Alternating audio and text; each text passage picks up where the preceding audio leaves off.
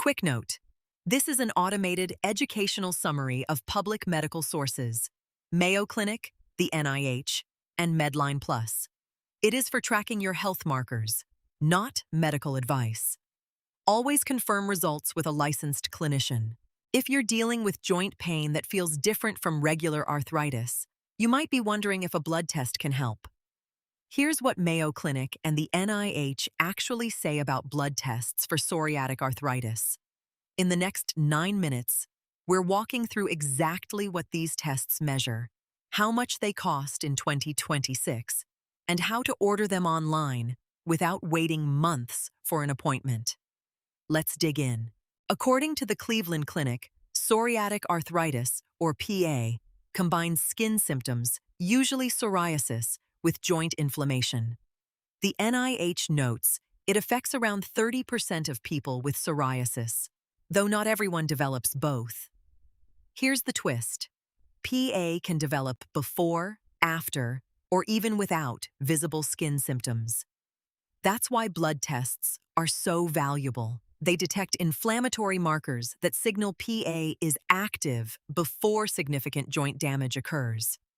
It's basically catching the condition earlier when treatment options are strongest. Medline Plus explains that blood tests can't diagnose PA alone, but they detect inflammatory markers doctors use alongside imaging and clinical evaluation. Think of a blood test as one piece of a diagnostic puzzle. These tests are faster than waiting for an MRI, more accessible than specialist appointments, and they give you concrete data.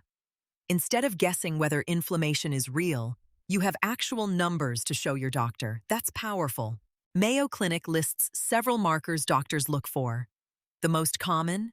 Rheumatoid factor, or RF, present in about 50% of PA cases. Anti-CCP antibodies are highly specific to PA. Then there's C-reactive protein, or CRP, and erythrocyte sedimentation rate, ESR. Both measure inflammation. Some tests also check white blood cell count and platelet levels. Each marker tells your doctor something different. A complete panel might test 5 to 7 different values. The combination gives a much clearer picture than any single test. Here's the reality without insurance. A basic PA blood panel costs $150 to $400, depending on your lab. That covers rheumatoid factor, anti-CCP, and basic inflammatory markers. Add imaging like X-rays, and you're looking at $300 to $800 more. The CDC notes costs vary by geography and provider. Online labs sometimes offer introductory rates, some as low as $99 for a starter panel. If you have insurance, copays typically run $25 to $75 per test. Shop around, prices genuinely vary. The good news? You don't need a doctor's order to get blood work at most private labs in 2026. Companies like Quest, LabCorp, and smaller telehealth platforms let you order directly online, book a nearby draw location, and get results in 3 to 5 days. Some integrate with telemedicine doctors who review your results for you. The process is straightforward. Select your test panel, pay, schedule your draw, and upload results to your doctor. It's faster than scheduling a specialist appointment. When results come back, here's what to look for. According to Mayo Clinic, RF above 14 units is typically considered positive, though it doesn't always mean PA.